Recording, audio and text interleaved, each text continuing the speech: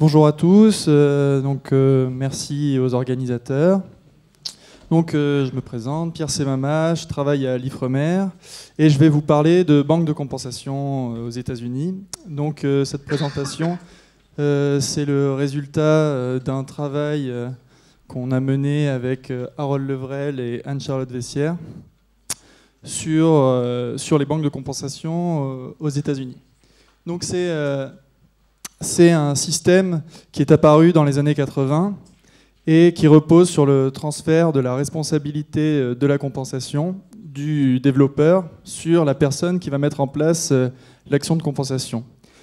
De ce fait, la compensation peut être mise en avant, concentrée, et la personne qui met en place la restauration, la banque de compensation, va pouvoir vendre des crédits de compensation aux développeurs pour compenser leurs impacts. Donc les banques de compensation possèdent un certain nombre d'avantages théoriques qui sont le meilleur contrôle du régulateur sur un nombre réduit d'interlocuteurs, puisque le régulateur va maintenant concentrer son travail sur les banques de compensation et non pas sur un nombre multiple plus grand de banques de compensation, de projets de compensation individuels. Une meilleure performance de la restauration sur de grandes surfaces. Le fait de concentrer les actions de restauration a un effet bénéfique sur l'efficacité écologique des mesures de restauration. Donc, en concentrant les mesures compensatoires, on augmente aussi leur efficacité écologique. Et la possibilité de mettre en place les banques de compensation, les actions de compensation avant les projets de développement, et donc d'avoir un gain écologique avant la mise en place du projet. Cependant, il y a une littérature scientifique abondante sur le sujet qui met en évidence un certain nombre de risques qui sont liés au développement des banques de compensation. Et c'est de ça qu'on va discuter aujourd'hui, donc de ces risques et quelles sont les réponses que va apporter le régulateur. Ces risques sont les suivants: la privatisation et la marchandisation de la biodiversité, la facilitation des projets de développement, l'homogénéisation des zones humides, les pertes temporelles, la déconnexion entre le site impacté et le site restauré, la gestion de long terme et la faillite des banques, et l'inversion des fins et des moyens, c'est-à-dire comment est-ce que le régulateur pourrait être contraint à récupérer de l'argent grâce aux banques de compensation, enfin inciter à récupérer de l'argent grâce aux banques de compensation, ou alors à supporter le marché au détriment de la qualité environnementale de la compensation. Donc pour réaliser ce travail, on a effectué des entretiens, enfin on a surtout Anne-Charlotte Vessière, et réalisé des analyses de données grâce aux données disponibles sur les sites de l'USAS, qui est le régulateur du système, et qui donne tout un tas d'informations sur les banques de compensation et les transactions qui sont effectuées, et sur les demandes de permis. Ah, super, il y a un petit écran ici, je n'avais pas vu. Donc, premier risque, privatisation d'un bien public. Donc, les réponses du régulateur, ça va être de mettre en place une servitude environnementale. C'est-à-dire que quand une banque est autorisée, on supprime les droits de développement sur le terrain de la banque. Donc, c'est-à-dire qu'on va faire basculer des terrains qui étaient dans le droit privé, des terrains agricoles, sylvicoles, dans le domaine public. Ensuite, par rapport à la marchandisation, on parle souvent d'un marché de la compensation. Il y a tout un vocabulaire autour de cette activité qui est très marché, capital. Et en fait, si on étudie plus en détail, on n'est pas vraiment dans un marché. On est dans une forme hybride. C'est clairement pas de la régulation top-down comme c'est dans le permittee responsible, c'est-à-dire la compensation au cas par cas, où le régulateur va interagir avec une multitude de développeurs. Mais là, le régulateur interagit avec les opérateurs du marché. Donc on est dans un marché très fortement régulé, pas dans un marché en concurrence pure et parfaite. Bref. Et on reste dans le domaine de la compensation écologique, c'est-à-dire qu'on est dans le domaine de la durabilité forte, c'est-à-dire que la compensation, elle est mesurée avec des indicateurs biophysiques et pas avec des indicateurs monétaires. Facilitation, le risque de facilitation des projets de développement. Donc, c'est-à-dire que les banques de compensation vont mettre en place des solutions de compensation, ce qui c'est plus facile, du coup, ce sera plus facile d'acheter des crédits que de mettre en place individuellement la compensation. Et si c'est plus facile, ça facilite la mise en place des projets et donc facilite les impacts. Donc, en fait, si on regarde le nombre de permis de construire accordés depuis 2008, donc 2008 c'est l'année où le cadre institutionnel de banque de compensation a été renforcé et institutionnalisé tel que je vous le présente, ben, on n'a pas vraiment d'augmentation du nombre de permis acceptés et la proportion de permis refusés n'a pas franchement évolué. Et par contre, ce que ça ne nous permet pas de dire, cette banque de compensation, c'est qu'on atteigne le no net loss. Donc, c'est-à-dire que dans ce tableau, on peut voir l'évolution des zones humides dans l'ensemble de la Floride et dans l'ensemble des surfaces qui sont couvertes par une aire de service, c'est-à-dire l'ensemble des surfaces dans lesquelles un impact peut être compensé par des crédits de compensation.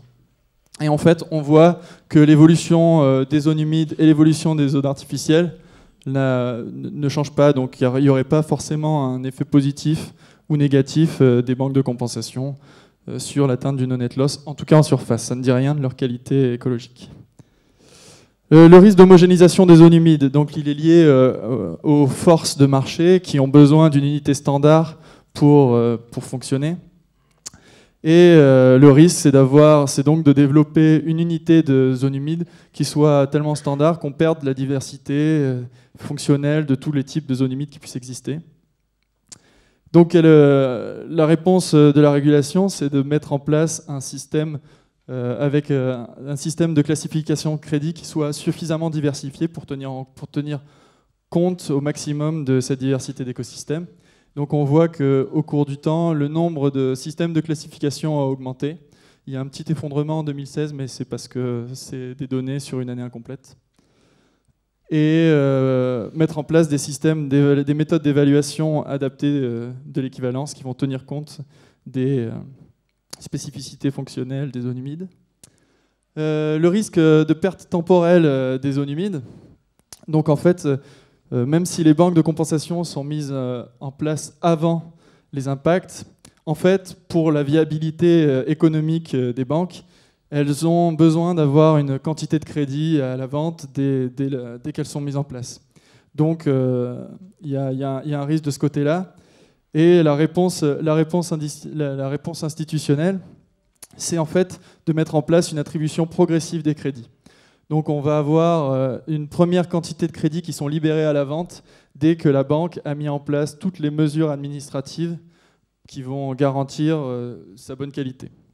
Une deuxième quantité de crédits qui est libérée quand l'ensemble des travaux sont mis en place, ce qui répondra à une obligation de moyens.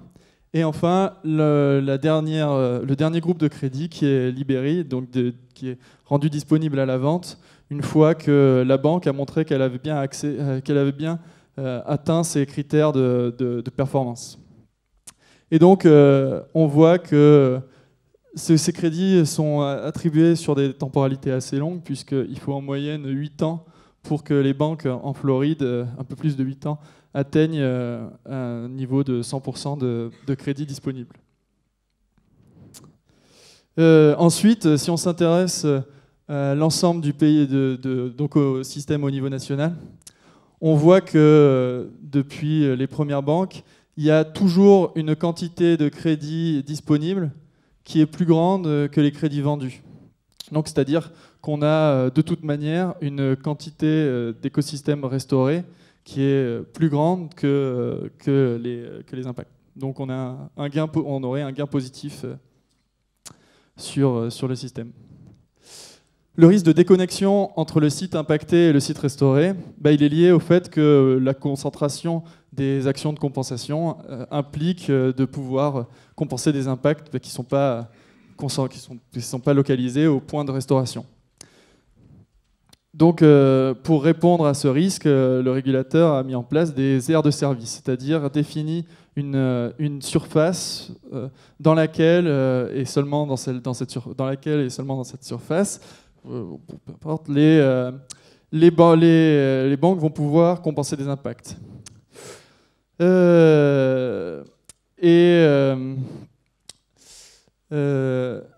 Ces aires de surface, ces aires de service sont définies sur des bases écologiques, c'est-à-dire sur des bases hydrologiques pour les zones humides.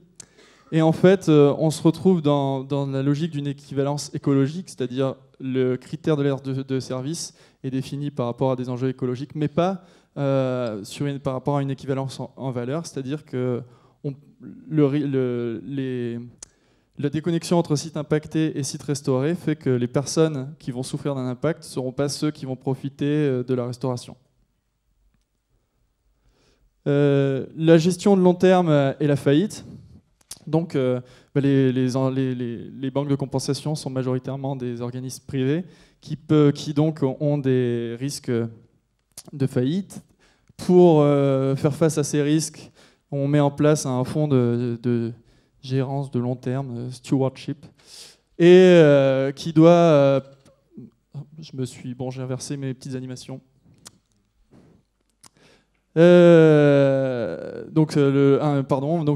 Pour faire face aux faillites de la banque, on met en place des cautions qui, une fois que, si jamais il y a une faillite, c'est le régulateur qui va recevoir cette caution et qui va pouvoir mettre en place les mesures de restauration que devait mettre en place la banque. Et sur la gestion après la vente des crédits, on met en place un système d'un fonds de gestion pour garantir que le suivi va être mis en place. Et on privilégie les actions de restauration qui vont développer des écosystèmes autosuffisants, donc, afin de minimiser les besoins de restauration et de gestion de long terme. Donc enfin, les questions d'inversion des fins et des moyens.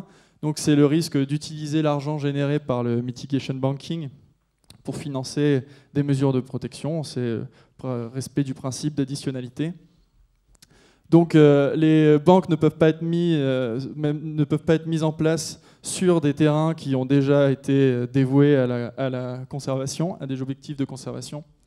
Et une entité publique ne peut pas créer une banque pour gagner de l'argent. Elle peut créer une banque uniquement pour compenser ses propres impacts. Autre risque, ce serait celui de privilégier le développement du système des banques de compensation au détriment de la qualité écologique du système. Donc, le chiffre d'affaires du secteur représente 2 milliards de dollars par an, donc ce n'est pas quelque chose qu'on laisserait tomber demain. Donc il existe un lobby, le National Mitigation Bank Association, qui paradoxalement milite pour l'augmentation des critères écologiques. C'est eux qui militent pour la diversification des classifications de crédit. Donc pour l'instant, c'est quelque chose qui se passe plus au bien, mais c'est un risque qui existe. Donc en conclusion, le message que je voulais faire passer, c'est qu'il y a un certain nombre de risques qui existent du fait du développement des banques de compensation, qu'ils ont des réponses institutionnelles et qui sont donc portés par la puissance publique, l'état de droit. Donc, petite conclusion un peu polémique, mais qu'est-ce que c'est le risque principal aujourd'hui aux États-Unis ? C'est qu'est-ce qui se passe quand une personne arrive et dit qu'elle va enlever un tiers du budget de l'Agence de protection pour l'environnement. Comment est-ce que le régulateur va être capable de mettre en place tous ces instruments de régulation ? Voilà, je vous remercie.